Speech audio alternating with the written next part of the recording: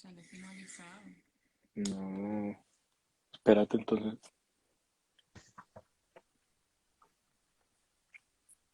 Hola Jorge, Hola Juan, ¿cómo estás? muy bien, ¿y tú cómo te va? Muy bien, discúlpame que tuvimos un pequeño problema técnico, pero ya lo estamos resolviendo. Ya se unió también Carlos Camargo, bienvenido. Hola, buenas noches a todos. ¿Cómo están? Hola Carlos, Bu- ¿cómo estás? Muy bien, ¿ustedes? Muy bien. Excelente, gracias a Dios. Juan Pablo, todo tuyo. Bueno, ya por el tema de este pequeño inconveniente para ingresar, pues yo creo que ya demos por iniciado para no retrasarnos más. Bienvenidos a todos nuevamente a esta serie de webinars, ¿verdad? Este es nuestro último capítulo. Aquí vamos a presentar un tema que viene como en el hilo de de toda la conversación que hemos tenido durante estas últimas semanas y es el marco legal de la contratación electrónica en Colombia. Para esto tenemos un invitado muy especial. Al igual que la semana pasada, nuestro invitado hace parte de la firma Escola Abogados. Su nombre es Carlos Camargo y él es abogado de la Universidad ICESI, ¿verdad? Es especialista en Derecho Laboral, Relaciones Industriales de la Universidad Externa de Colombia y adicional tiene un diplomado en Derecho Laboral de la Universidad Pontificia Javeriana. Tiene más de 6 años en el área jurídica y en la representación judicial en derecho laboral y seguridad social para empresas privadas y firmas de abogados. Entonces, Carlos, bienvenido, ¿cómo estás? Muchas gracias, Juan Pablo. Cordial saludo para ti, para Jorge y para todas las personas que nos ven. Gracias por la invitación.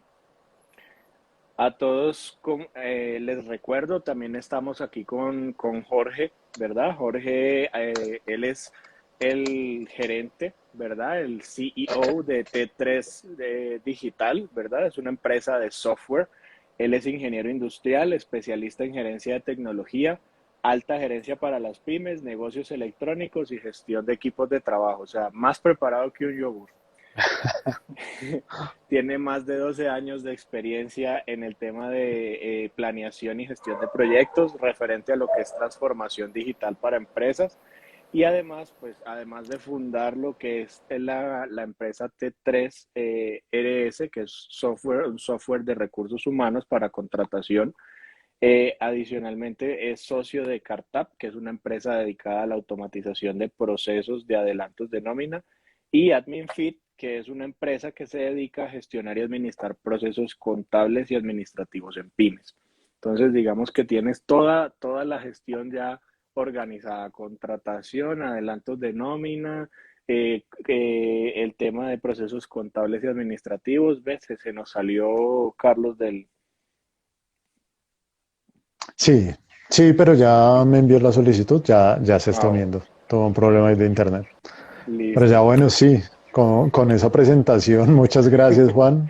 Sí, creo que tenemos dos invitados grandísimos y súper importantes acá. Creo que tenemos cubierto mucho de la parte legal, mucho de la parte técnica y con aliados productivos también tenemos toda la parte del conocimiento de cómo se lleva un trabajador dentro de lo que es una empresa de servicio temporal y otros servicios adicionales. Entonces, sin más preámbulos, pues empecemos. Carlos, hace 8 días estuvimos conversando pues, con tu compañero Pablo, o estuvimos respondiendo más bien una pregunta muy importante sobre si la contratación en Colombia, electrónica en Colombia era legal, ¿verdad? Él nos dijo sí, él nos dijo claro que sí, aquí no hay, pues desde el año 99 se viene legalizando esto y nosotros apenas 20 años después, por el tema de la pandemia, fue que nos dimos cuenta de eso. Entonces, hoy queremos hablar, ya Pablo nos dijo el tema de lo que es la parte de la firma electrónica, de que sí es un tema más, que sí es un tema legal, que es un tema muy recursivo, que las empresas deberían empezar a mirarlo, pero ahora lo que tenemos es que queremos es meternos a la parte ya un poquito más de marco legal, o sea, ¿cuál es el marco legal de la contratación electrónica de personal en Colombia, por ejemplo? Perfecto, Juan Pablo, muchas gracias. Bueno, Juan Pablo, creo que mencionabas una norma bastante importante y que quizás es referente en este tema de firma digital y contratación digital en Colombia, que es la Ley 527 de 1999. En efecto, esta ley, digamos que ya tiene más de 20 años de vigencia, pero desde esa ley se reguló el tema no solamente de la firma electrónica, sino también de los acuerdos de voluntades electrónicos. Y recordemos que el contrato de trabajo, como contrato en general, es un acuerdo de voluntades entre empleador y trabajador. Y desde esa norma del año 99 podría decirse que tenemos un sustento normativo para hacer una contratación de manera electrónica. Obviamente este concepto se ha ido evolucionando, ha ido cambiando. Quizás el impacto de la pandemia por el COVID-19 aceleró esos procesos que ya desde el año 99 se habían plasmado. Y ya les voy a explicar cómo el tema de firma electrónica y de contratación electrónica ha tenido un desarrollo legislativo que empezó con la ley 527 del 99 y que quizás tuvo su última regulación ahorita en el mes de agosto del 2021 con la ley 2121 relativa al trabajo remoto. Entonces, tenemos como primer antecedente del marco normativo la ley 527 del 99, que como les digo, no solamente se enfoca en la firma como elemento del contrato, sino que habla válidamente de los contratos como acuerdos de voluntades que son válidos en el contexto de la normatividad electrónica. Y aquí un antecedente importante, la ley 527 del 99, digamos que surge como respuesta a un comité que tiene las Naciones Unidas, un comité de derecho mercantil, y digamos que busca responder a todo este tema de la globalización, que obviamente se comienza a dar desde esa fecha y obviamente con el paso del tiempo se ha ido acelerando. Adicionalmente, como marco normativo tenemos el Código de Comercio. Si bien digamos que el Código Sustantivo del Trabajo obviamente tiene una definición del contrato de trabajo y ya vamos a ver cuáles son esas definiciones.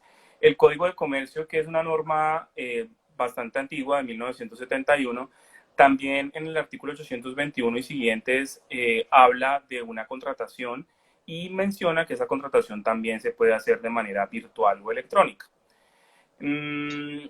Sin embargo, digamos que con esas dos normas, quizás si bien existían, no se estaban aplicando de manera efectiva en la práctica. Y en el 2012 tenemos la expedición del Código General del Proceso, que es un estatuto que aplica de manera transversal a todas las áreas del derecho. Y en el Código General del Proceso, nuevamente el legislador, el Congreso de la República, hace un recuento de la importancia que tiene todo el tema de la virtualidad de los medios electrónicos y el manejo de mensajes de datos. En el Código General del Proceso, digamos que se regula una serie de situaciones donde el tema de la virtualidad y los documentos electrónicos o digitales cobra aún mayor relevancia. Adicionalmente, del Código General del Proceso, que es la Ley 1564 del 2012, tenemos que existe un decreto único reglamentario del sector de la industria y el comercio. Este decreto único reglamentario se expide en el año 2015 de manera paralela con el decreto único reglamentario del sector trabajo. Y en este decreto único reglamentario también se habla de contratación electrónica. Se dice que la contratación electrónica es válida siempre y cuando obviamente se cumplan una serie de requisitos que ya vamos a mirar a mayor profundidad. Y digamos que ya de manera reciente, y cuando digo manera reciente es en este año, como les anticipaba al inicio, tenemos dos normas muy recientes. Una de ellas es un decreto que emite el Ministerio del Trabajo, quizás un poco para recordar esta norma que tenemos desde el año 99, quizás un poco por todo el contexto que se ha dado con la pandemia, quizás con todo el tema de la virtualidad del trabajo remoto y demás. El Ministerio del Trabajo en julio del 2015 emite un decreto en el cual regula la firma electrónica en los contratos de trabajo. dice que la firma electrónica en los contratos de trabajo será válida, bien sea de cualquiera de las partes, es decir, del empleador o del trabajador, o de manera conjunta. Sin embargo, ese decreto de este año sigue quedándose corto en el sentido de que no desarrolla un poco más el concepto de firma y de contratación electrónica como tal. Digamos que lo que hace el Ministerio de Trabajo es un poco incentivar la contratación electrónica, precisamente por el contexto que estamos viviendo. Y finalmente, y como norma también de este año, está la ley 2121, que les mencionaba hace poco. Esta ley es del mes de agosto y regula el trabajo remoto. El trabajo remoto como una figura que se puede implementar para ejecutar el contrato de trabajo, no necesariamente en un sitio específico, sino de manera remota. En esta ley se indica expresamente que el contrato se puede ejecutar de manera remota. Esto quiere decir que lo puedo firmar de manera electrónica o digital y adicionalmente las partes lo pueden ejecutar de manera remota. Entonces, básicamente ese es el recuento normativo. Desde el año 99 hasta el 2021 hemos tenido normas que nos permiten celebrar los contratos de trabajo de manera remota, obviamente con algunas características y algunos requisitos que sobre todo tienen que ver con la autenticidad, con la capacidad de verificar que la persona que esté firmando ese documento efectivamente sea esa persona, y de esta manera no tener ningún tipo de inconveniente en la ejecución del contrato. Excelente. Jorge, y te hago una pregunta. Recuérdanos un poco del proceso de contratación electrónica, pues dentro de T3. Pues todo esto que nos comenta Carlos está contenido dentro del software, o sea, está todo como alineado a esa reglamentación, a esas reglas, a esas normas. Sí, la respuesta puntual es sí. Hubo una frase que me gustó mucho que Carlos mencionó y es un acuerdo de voluntades. Nosotros básicamente lo que hicimos en el software fue revisar toda la ley, la jurisprudencia, si se puede llamar así, para determinar cuáles eran aquellos puntos en los cuales nosotros deberíamos hacer énfasis para garantizar de que efectivamente la persona que decía estaba firmando el contrato fuera efectivamente la persona que nosotros queríamos que firmara el contrato. A partir de esa premisa y de la revisión, por supuesto, como les digo, de las normas, nosotros planteamos todo el flujo de proceso identificando a los candidatos desde el momento en que están registrando su hoja de vida. O sea, un candidato que inicia su proceso de selección para nosotros es un candidato que posiblemente va a ser contratado o es un candidato entre comillas contratado que tiene el mismo tratamiento electrónico que cualquiera, sin saber si lo van a contratar o no. ¿Por qué nosotros asumimos esto? Porque desde el momento uno en que está registrando su hoja de vida, nosotros estamos tomando una serie de puntos de datos para garantizar que cuando está firmando ya su contrato como tal, de forma electrónica por supuesto, efectivamente es la misma persona. Adicionalmente, y para garantizar que la, la plena identificación de la persona que está firmando el contrato, hemos desarrollado unos algoritmos en los cuales tomamos evidencia fotográfica cuando el candidato está firmando el contrato y tenemos una comprobación biométrica al final de la aceptación de las condiciones generales del contrato para garantizar de que efectivamente el candidato sabe qué es lo que está firmando y quién es el que está firmando esos documentos. Entonces, como te decía, la respuesta es sí. Nosotros nos hemos dedicado a evaluar puntualmente cuál ha sido todo el proceso de contratación electrónica, un buen proceso de contratación electrónica y hemos tenido en cuenta los puntos de verificación para darle plena tranquilidad a las personas que usan nuestro software, ya sean nuestros clientes o los candidatos, de que efectivamente están llegando a hacer un acuerdo de voluntades para firmar un contrato electrónico pactado mediante acuerdo. Perfecto. Por acá tenemos una participación. AN19CB nos pregunta, ¿qué va a pasar con los contratos que se firmaron escaneando la firma de cada parte y colocándolo en los contratos? ¿Eso hasta dónde es legal? Carlos. Ok, perfecto. Una pregunta bastante interesante. Digamos que con todo este tema de la discusión de la firma electrónica y la firma digital, quizás lo más importante es poder garantizar la autenticidad de la persona que lo está firmando. Y Jorge lo decía muy bien ahorita, y es que si bien yo podría escanear mi firma y colocarla en un documento, quizás hacerlo de esta manera pues va a ser un poco más sencilla. Puede que yo copie y pegue una firma que ya esté escaneada y la coloque en un documento que tiene una connotación de carácter legal. Precisamente por eso es que quizás uno debe tener un aliado estratégico para que ese proceso de firma electrónica o firma digital tenga una trazabilidad y tenga, digamos, un sustento para demostrar el día de mañana de que la persona que firmó efectivamente sí firmó ese documento y de que la información que se encuentra consignada en el mismo es fidedigna y cuenta con la expresa voluntad de ambas partes. Entonces, para responder concretamente a la pregunta, hoy en día es válido, podría llegar a tener algún tipo de problemática en la práctica, en el sentido de que la persona podría llegar a desconocer ese documento, podría decir que su firma fue escaneada y fue colocada en ese documento, y precisamente por eso hay que ser un poco más cuidadosos con el tema de la firma electrónica y la firma digital, para cumplir precisamente con lo que nos dice la ley 2121 del 2021, en la cual nos dice que esta firma electrónica o esta firma digital debe por lo menos cumplir con 3 requisitos. El primero es identificar inequívocamente a las partes, es decir, tener certeza de que quienes están firmando efectivamente lo sean, asegurar la exclusividad e integridad del documento y adicionalmente, y más importante aún, que los datos que se utilizan sean únicos y exclusivos. Si se cumplen, digamos, esos 3 puntos, esas 3 características, el documento es perfectamente válido y se podría entrar a subsanar la pregunta que nos hacen. Perfecto. Y también tenemos otra situación y es que por lo menos la semana pasada hablábamos con Pablo que de pronto teníamos esta posibilidad de que hubiese jueces que no fueran creyentes como del tema de la tecnología, ¿verdad? O sea, que no tuviera como en estima esos contratos firmados electrónicamente y que de pronto en algún proceso dijera, no, para mí, o sea, porque es que sabemos que todo esto está como muy sujeto a interpretación, entonces pueda que diga que no, para el juez no es válido esa firma.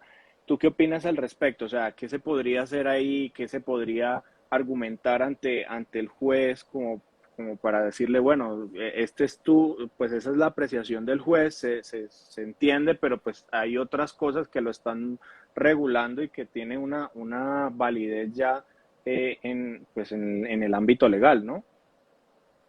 Así es, Juan Pablo. Muy interesante la pregunta y en efecto, digamos que a pesar de que existe, digamos, un panorama relativamente claro y ya existe una definición de los documentos que podemos firmar electrónicamente y vemos que el proceso de selección se puede hacer de manera virtual y la firma del contrato e inclusive la ejecución también se puede hacer de manera virtual.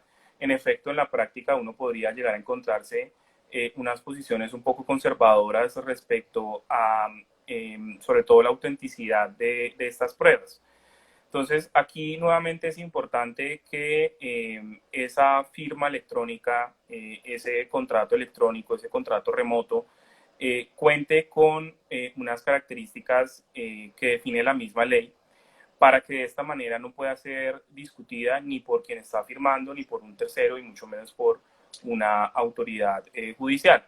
Entonces, uno eventualmente podría encontrarse con jueces con esa posición. Sin embargo, existen normas que son normas de orden público, que significa que no, digamos, no son sujetas a ningún tipo de negociación ni interpretación, digamos, diferente a para la cual fue expedida, que podrían, digamos, definir esto de manera clara. Sin embargo, sí hay que ser cuidadosos porque, digamos, que todo ese tema de la tecnología y la virtualidad seguramente sí no es, digamos, del todo admitido o tolerado por operadores judiciales. Dependerá mucho de su formación, experiencia y demás que tenga particularmente en este tema. Bueno, por acá tenemos, bueno, primero muy interesante. Y tenemos una pregunta por acá que dice, ¿esto solo aplica para Colombia? O sea, si envían un contrato pero para otro país, ¿aplicaría? Bueno, muy buena pregunta. Digamos que ahí tendríamos que entrar a validar si en ese país en específico existe alguna regulación especial. Eh, Puntualmente en los contratos comerciales siempre se estipula entre las partes cuál es la legislación aplicable, es decir, por qué normas de qué país se va a regir ese contrato. Entonces ahí podríamos entrar a revisar si, por ejemplo, el contrato se va a regir por normas colombianas, pues aquí perfectamente en Colombia sería válido. Pero dependerá pues, de las normas que tenga particularmente ese país y el tipo de contrato. Puede ser, digamos, un contrato comercial o mercantil, pero también puede ser un contrato de trabajo. Y en ese contrato de trabajo, pues uno puede pactar con el trabajador un domicilio contractual, lo que a su vez implicaría pues que ese contrato esté regido por unas normas puntuales y específicas, que serían las que mencioné al inicio del webinar. Es decir que, y se me ocurre aquí algo, por lo menos hay empresas, empresas que son colombianas, ¿verdad? Que tienen a sus trabajadores en Colombia, pero que trabajan para firmas norteamericanas o firmas en el exterior. Entonces, digamos que ese contrato, el contrato electrónico, aplicaría de manera legal para estos trabajadores, así ellos estén desarrollando una labor en otro país, pero desde Colombia. Sí, sí, sí, sí. Digamos que ahí, Juan Pablo, tendríamos que revisar algo que en materia laboral está en el artículo segundo del Código Sustantivo del Trabajo y es el principio de la territorialidad, es decir, fue el criterio que se pactó en las partes para determinar cuál era la legislación aplicable. Entonces, podríamos decir que es el lugar donde el trabajador está ejecutando sus funciones, ¿cierto? En ese caso, en el ejemplo que nos colocas, sería la persona que está prestando sus servicios en Estados Unidos, o podría ser que se haya pactado que el contrato se rige por el lugar donde se firma. Entonces, en cada caso tiene su particularidad, habría que entrar a determinar ese elemento fundamental que nos diga a nosotros si el contrato está regido por normas colombianas o si está regido por normas de otra legislación de un país, pues que no necesariamente sea el nuestro. Ok, ¿qué recomendación pues nos daría sobre los contratos electrónicos? O sea, sobre la importancia de utilizarlos en empresas como empresas de servicio temporal, por ejemplo. O sea, ¿tiene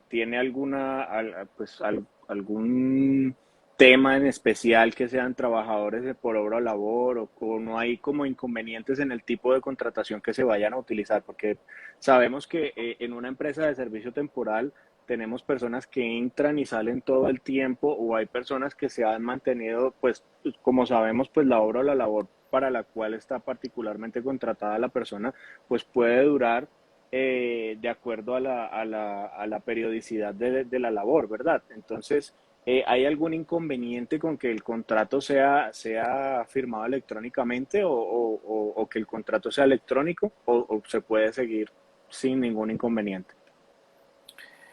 Muy bien, Juan Pablo. Digamos que ahí debemos tener en cuenta algo y es que existen algunas reglas o disposiciones en materia laboral que estipulan que ciertos tipos de contratos o cierto tipo de actuaciones, digamos, que se den en el curso de la relación laboral, tienen que estar necesariamente por escrito. Entonces, por ejemplo, el contrato de trabajo a término fijo, por expresa disposición legal, debe constar por escrito. Entonces, esto quiere decir que pues, yo debo tener un contrato de trabajo a término fijo por escrito y, por lo tanto, pues podría hacerlo de manera virtual o electrónica. Hay otras modalidades que no necesariamente deben ser por escrito, pero que se recomienda en la práctica que estén por escrito, pues, a efectos, digamos, probatorios. Entonces, el ejemplo que pones de los contratos por obra o labor en una empresa de servicios temporales es muy bueno porque, digamos que ahí quizás podría llegar a discutirse el día de mañana si la obra o labor contratada finalizó o no finalizó, y en tal sentido el contrato debería estar por escrito. Y el hecho de que el contrato esté por escrito me abre la posibilidad de que el contrato sea por escrito utilizando los mecanismos electrónicos o los mensajes de datos.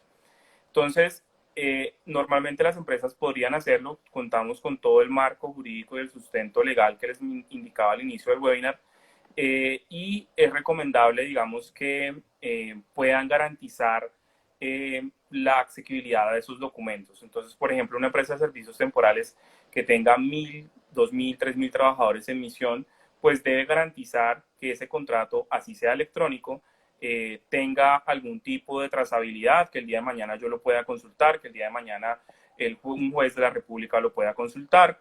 Y es eso, no perder, digamos, la rigurosidad de esta documentación que hace parte de la historia laboral y la hoja de vida del trabajador por el simple hecho de ser virtual o de ser remoto o electrónico. Entonces, sí se puede. Lo ideal es que las empresas lo hagan de manera virtual y lo hagan de manera electrónica. De hecho, vemos que en este año 2021 existen por lo menos 2 disposiciones que así nos lo han sugerido. Y pues digamos que se deben tener en cuenta particularidades en el caso concreto, y es, por ejemplo, poder estar en la capacidad el día de mañana de probar que la persona efectivamente firmó el contrato, estar en la capacidad el día de mañana de poder, por ejemplo, mostrar los otros ISA al contrato de trabajo, y bueno, digamos que garantizar todos los documentos que van a ser, digamos, relevantes a manera de la ejecución del contrato de trabajo. Yo veo a Jorge que está ahí tomando nota para afinar cosas, pero mentira, yo creo que ya ustedes lo tienen todo súper organizado y afinado. Iba a decir que muy interesante lo que menciona Carlos de la disponibilidad de los contratos. Esto, cuando se hacen contratos físicos, generalmente se entrega una copia al trabajador y la otra copia pues reposa en los archivos de la empresa, pero para nadie es un secreto que esos documentos se pueden perder o con el paso del tiempo se van degradando, y el almacenamiento y la posterior gestión de esos documentos es un tema muy complicado y muy costoso para las empresas. La disponibilidad de los documentos electrónicos que se firman, ya sea a través de TRI, por ejemplo, de nuestro software, o de cualquier otro software que tenga esta capacidad, permite prácticamente darle a esos documentos la omnipresencia de Internet. Es decir, con los accesos, obviamente con la debida seguridad y con el perfil de acceso a esos documentos, cualquier persona en cualquier parte del mundo tendría disponibles esos documentos en cualquier momento, siempre y cuando, insisto, en que tenga el perfil y los accesos para consultar esa información. Digamos que yo creo que el tema de la disponibilidad y de salvaguardar esos documentos es un beneficio muy importante que da digamos que esta transformación digital de la contratación de personal, migrándola a los contratos electrónicos. Jorge, por acá tengo una pregunta, no sé si tú me la puedas responder. Lady BMGB pregunta, ¿la firma electrónica es la misma firma biométrica?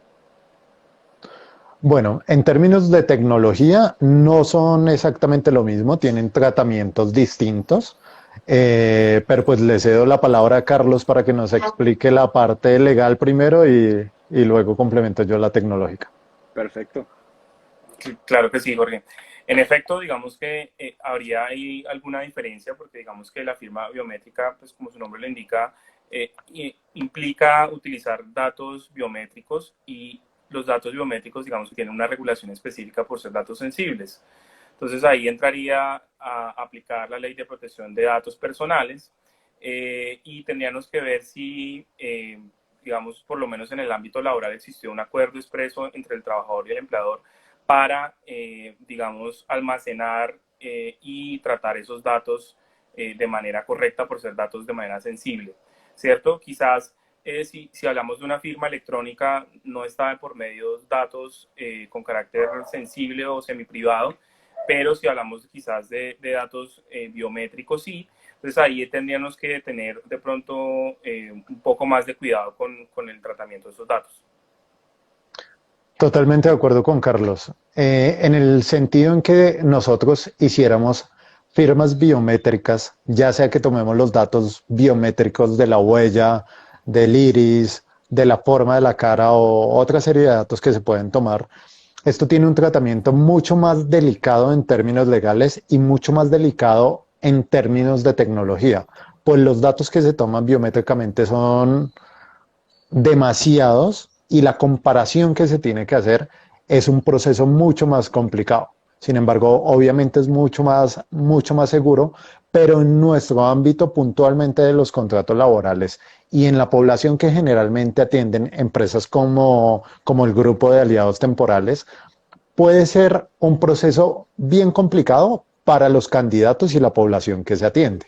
O sea, digamos que la Nosotros, parte, perdona que te interrumpa, dale, dale, la tranquilo. parte biométrica o la firma biométrica, entonces sería más bien como para procesos más puntuales, de pronto, digamos, cargos un poquito más altos, más gerenciales, o de pronto esos contratos de manejo y confianza que uno dice, bueno, de pronto esto es más delicado y necesito efectivamente comprobar que la persona que me está firmando sí sea la que voy a contratar y todo esto? O la verdad es que es Pues por el nivel de complejidad, pues no es tan necesario, no sé.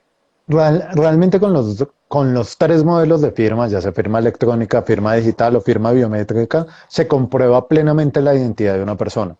Sin embargo, la técnica de la captura inicial de información y la garantía de que la persona que está firmando es efectivamente la que está firmando es lo que complejiza un poco el proceso. Pero todos los métodos tienen exactamente el mismo valor probatorio y pues me corrige Carlos que es el experto. Como les Eh, digo, la diferencia ahí, perdóname, pero lo que digo, como digo, la diferencia ahí es el tipo de tecnología que se usan y el manejo que se le va a dar posteriormente a esos datos. Por ejemplo, como lo decía Carlos, por el tratamiento de datos personales que se le tienen que dar a esos datos tan sensibles. digamos que ahora se me ocurrió ahora que estás diciendo algo es, ¿qué pasa si cuando yo estoy firmando, porque creo que has dicho ya en varias ocasiones y en webinars pasados que dentro del proceso que se desarrolla en TRI, ustedes o TRI toma fotos de cuando la persona está efectivamente firmando el documento para pues comprobar de pronto en un determinado caso legal que es efectivamente la persona a la que está firmando. Pero ¿qué pasa si esa persona no tiene acceso a una cámara o no tiene, sí, principalmente una cámara? O sea, ¿cómo hace TRI o cómo hace T3 para identificar a esa persona? O sea, cómo se da cuenta uno? Y pues voy a anudarlo aquí con una pregunta que hizo Chávez K. Natalia, que cómo te das cuenta que un archivo está firmado digitalmente y si eso va ligado a si ustedes hacen una comprobación por vía cámara que la persona está firmando, cómo efectivamente logran identificarla. De acuerdo. Cuando una persona no tiene cámara, que es un proceso que puede ser normal digamos que por la población que se atiende, nosotros efectivamente pues no tenemos cómo tomar las fotos en ese momento. Sin embargo, nosotros lo que sí tomamos es toda la huella electrónica que ha surtido ese candidato desde que registró su hoja de vida hasta que está en el preciso momento en que en nuestro caso está dibujando su firma para hacer la firma electrónica. De hecho, el proceso de que dibuje la firma es un proceso más psicológico para el candidato para que asuma que está firmando su contrato como si lo estuviera firmando de forma física, pero realmente nosotros ahí ya tenemos toda una traza electrónica, toda una firma electrónica con una serie de validaciones que pues por confidencialidad no te puedo comentar en este momento, Ujú.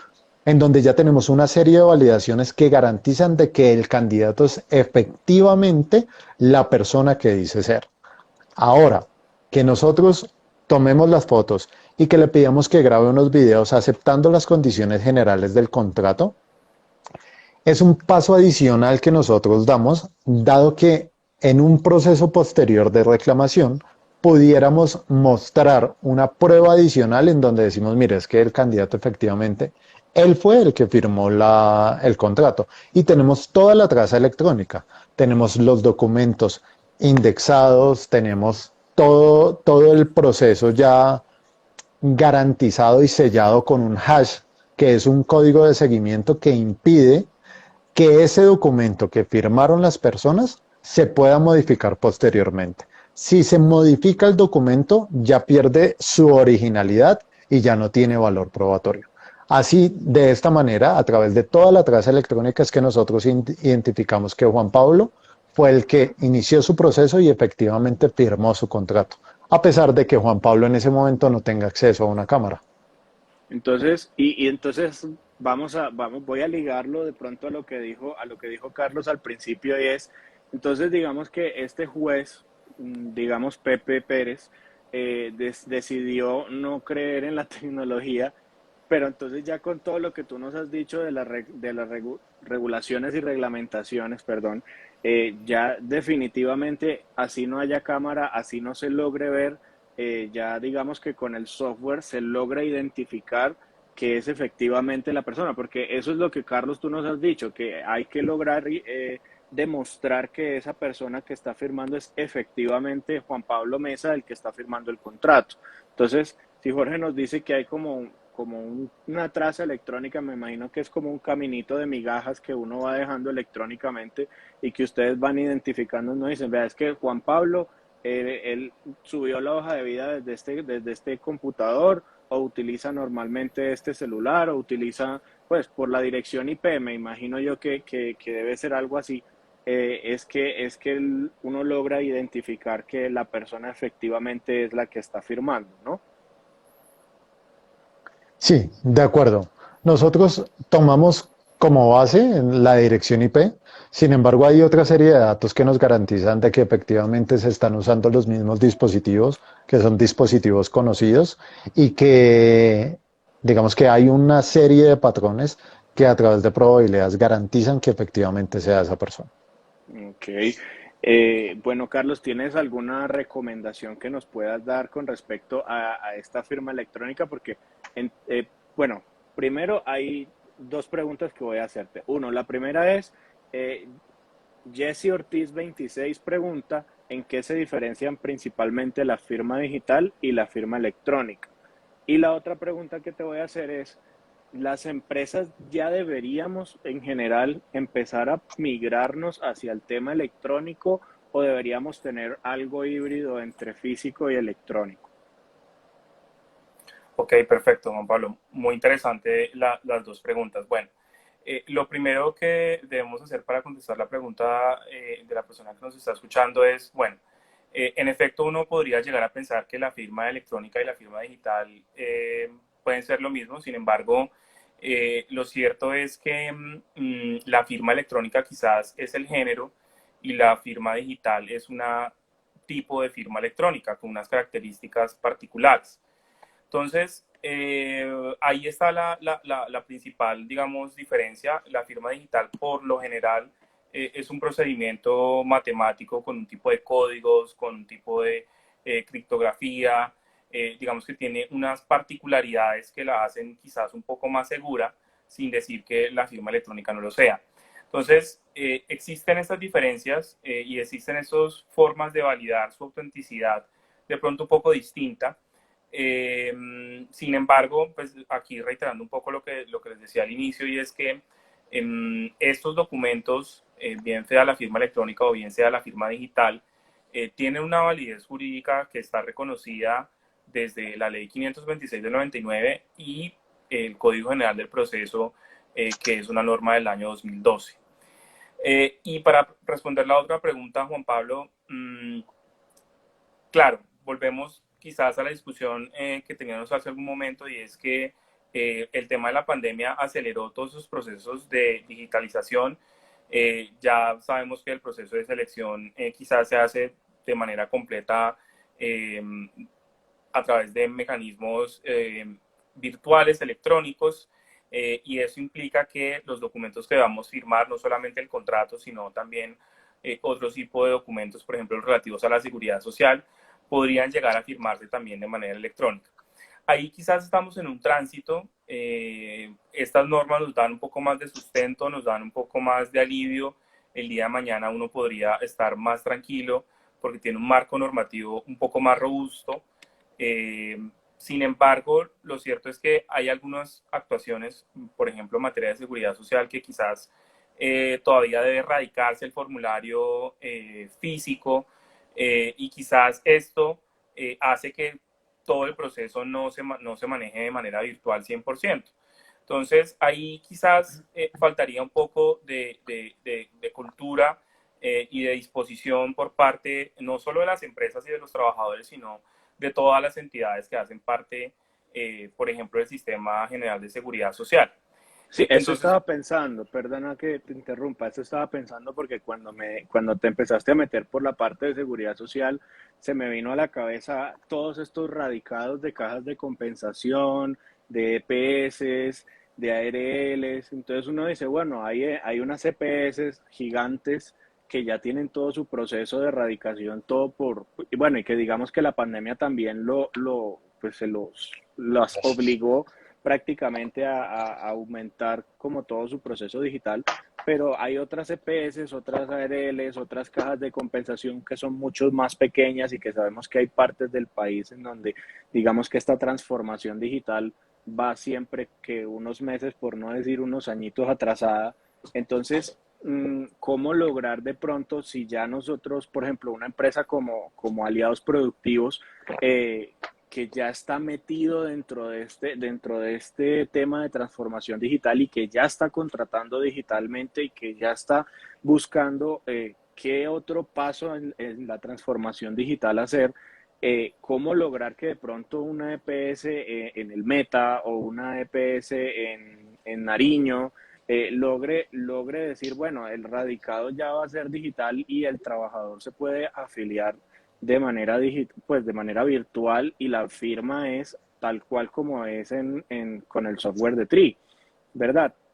Porque es que eso finalmente es lo que nos va a ir atrasando y aquí Juan Mesa dice lo mismo, es precisamente lo que bloquea los procesos, no todas las entidades están alineadas con esa transformación digital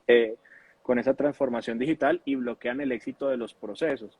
Entonces yo como empresa puedo estar muy organizado, muy digital, muy virtual y mejor dicho tener todo el pool de servicios de T3, pero si yo voy a contratar personal de pronto en Amazonas o en La Guajira, donde sabemos que las cosas, que la transformación o que la tecnología se va quedando muy atrás, ¿cómo logramos llegar a ellos? ¿Cómo logramos hacer que esa transformación llegue allá? De acuerdo. De hecho, hay disposiciones legales, no estoy seguro digamos que la fecha exacta, pero el año pasado salió una disposición legal, o antepasado, no estoy seguro, en la cual decía que las entidades, por ejemplo, de seguridad social, deberían adaptar sus sistemas para poder recibir esas incorporaciones o esas radicaciones de forma electrónica.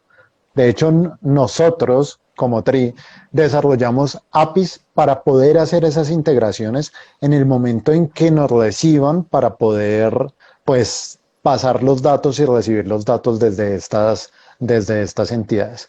Y lo que mencionabas acerca de la pregunta o del comentario de Juan Mesa es muy interesante, porque no solamente nosotros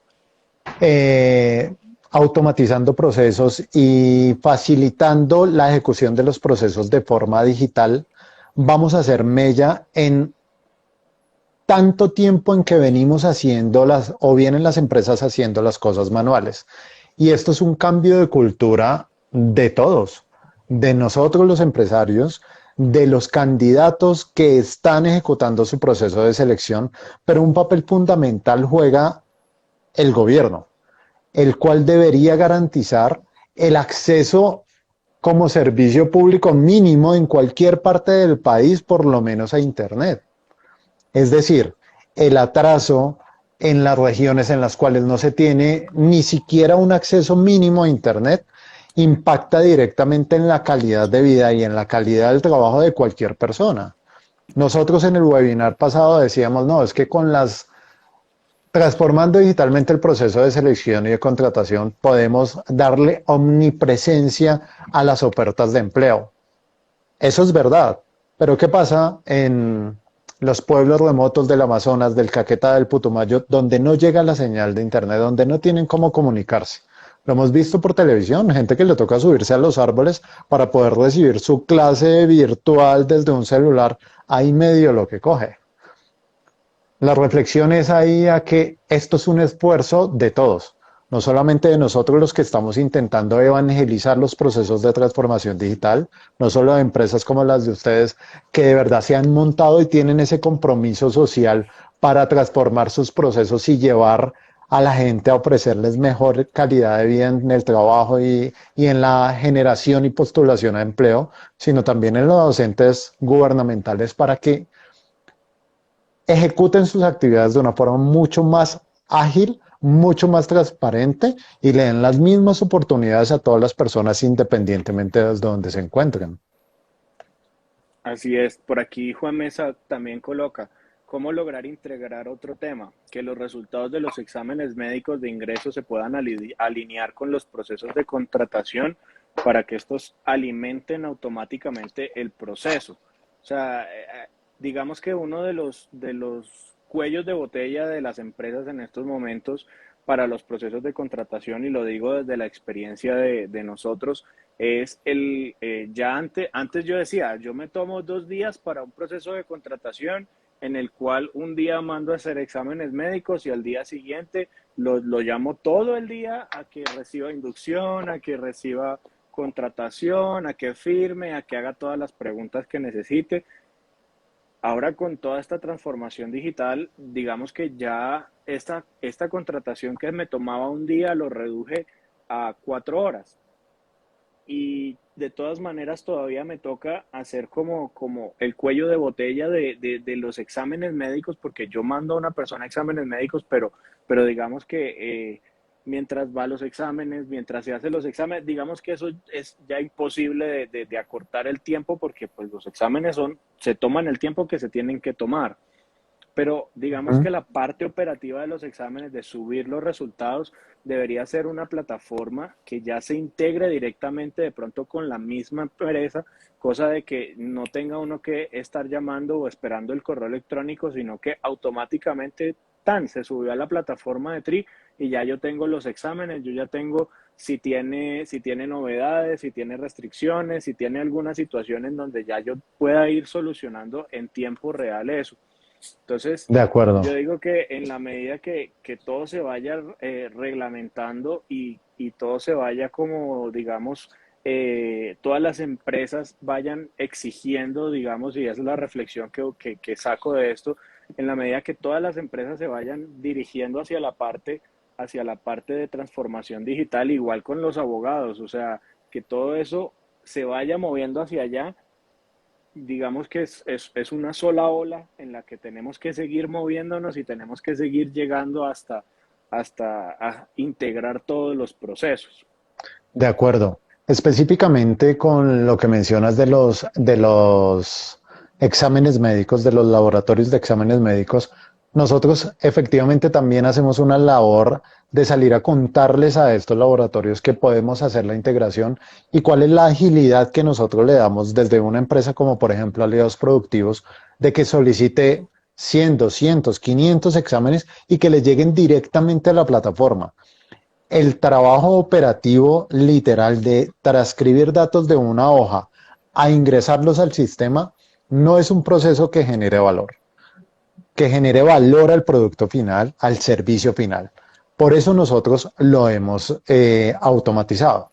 Hay empresas como partners de nosotros, como Omnisalud, por ejemplo, con los cuales ya estamos totalmente integrados y funciona exactamente como tú dices. Ustedes solicitan el examen médico, nosotros tenemos en TRI cargado el profesiograma, solicitan el examen médico y TRI ya sabe qué decirle al software de Omnisalud, decirle, mire, necesito que le haga estos exámenes a Carlos Camargo. Cuando se le hacen los exámenes médicos a Carlos Camargo, desde el sistema de Omnisalud automáticamente migran a TRI y quedan totalmente cargados. Ahora, este es un tema de seguir contándole a estas empresas y seguir haciendo de verdad el proceso de transformación digital, porque hoy tenemos esta integración, pero ¿cuántos laboratorios más no hay, grandes o pequeños, a los cuales les podríamos ayudar a disminuir el costo y enviándoles y darles un mayor volumen de exámenes médicos gracias al volumen que tienen empresas como las de ustedes, de empresas de servicios temporales? Así es, así es. Entonces digamos que esa es una gran reflexión. Carlos, de pronto alguna última reflexión que nos quieras dejar acerca de todo este proceso? Claro que sí, Juan. Bueno, ustedes mencionaron aspectos muy importantes. Por ejemplo, acá, para complementar un poco lo que decía Jorge, este año se expidió una ley que elevó a derecho fundamental el acceso a Internet como un servicio público esencial. Sin embargo, quizás la expedición de la ley no sea suficiente o digamos que no implique necesariamente que esto vaya a ser así. Es decir, en la práctica vamos a seguir teniendo inconvenientes, como ustedes muy bien lo decían ahorita, de que la persona que está un poco retirada, que está haciendo un proceso de selección en una zona apartada del país, no pueda tener conectividad para realizar todo el proceso. Entonces ahí tenemos un reto, es un reto institucional del Estado y es un reto obviamente que también implica, pues digamos, una afectación al proceso de selección para las empresas y digamos que mitiga un poco, digamos, la implementabilidad de todo ese tema electrónico en materia laboral. Adicionalmente, y para concluir también tenemos que, en efecto, aspectos como el que mencionaba Jorge, de que el examen médico ocupacional esté relacionado o integrado con el profesiograma y este a su vez me diga cuáles son los exámenes que esa persona va a hacer y el proceso de selección tenga cuáles son esos resultados, pues me va a agilizar a mí el proceso de selección en cuanto a costos, en cuanto a que el proceso sea ágil, a que efectivamente contratemos a la persona que tenga todas las aptitudes para el cargo y demás. Entonces, a manera de resumen y de conclusión, el tema de la virtualidad tiene un sustento, como acabamos de ver, normativo bastante importante que se ha ido acelerando con todo el tema de la virtualidad. Sin embargo, también se presentan retos importantes, como lo hablábamos, por ejemplo, con el tema de la seguridad social y de que todas las EPS puedan brindar y garantizar ese proceso de manera electrónica o virtual y que de esta manera se haga más fácil para tanto el trabajador como los empleadores. Perfecto. De acuerdo. Jorge, de pronto una última reflexión y bueno, dejarnos tus datos para las personas que están conectadas y deseen contactarte. Bueno, mi reflexión va en torno a que la transformación digital es un camino obligado que nos va a beneficiar a todos, pero es un trabajo efectivamente de todos, tanto de la población a la que nosotros llegamos con las ofertas de empleo de forma virtual, tanto a las empresas, los entes gubernamentales y nosotros mismos, porque de hecho nosotros mismos somos los primeros que debemos quitarnos ese miedo al cambio y explorar todas las alternativas que tenemos para hacer las cosas mucho más eficientes, con mejor calidad, a un mejor costo y una parte muy importante que tal vez no se le da relevancia en estos procesos, pero que sí impacta mucho, y es la disminución de la huella ambiental que nosotros tenemos al ejecutar las actividades de una forma más eficiente. Yo creo que la transformación digital es un proceso que se viene dando desde hace mucho tiempo. Muchas generaciones, independientemente de la época, lo han vivido de diferentes formas y con diferentes impactos, pero nosotros estamos en un momento de la historia en el que nuestros avances tecnológicos van mucho más rápido de todo lo que ha pasado en toda la historia del mundo. Por eso la invitación es a sumarse a ellos, a aprovechar esta ola de cambios y nada, a hacer más cosas más eficientemente con menos recursos, aprovechando la tecnología. Por supuesto, estamos para servirles en T3RS Digital. Mi nombre es Jorge Andrés Ortiz y estoy disponible en el 316-741-1943 o en nuestra página web www.t el número 3rsc.co. Perfecto. Y bueno, a todos los que estuvieron acá con nosotros, que nos acompañaron durante estas 4 semanas, les agradecemos. Les prometemos que de parte de Aliados Productivos se vienen también unos temas muy interesantes. Para la próxima semana vamos a iniciar un nuevo magazine con otros invitados A Carlos, te agradecemos muchísimo por tu tiempo, por compartir tus conocimientos y bueno, agradecer también a Aliados Productivos por permitirnos y a T3RS también por prestarnos esta plataforma, por acompañarnos durante este tiempo y a Ayuda Temporal del Caribe que en el segundo webinar también nos acompañó y pues a Escola Abogados durante el tercer y cuarto webinar que también nos compartieron todos sus conocimientos. De antemano, muchísimas gracias y pues que tengan una excelente noche. Muchas gracias, Gracias, Juan Carlos. Un Pablo, placer, Jorge, que Juan estén muy Pablo. bien. Chao. Muchas gracias. Hasta luego.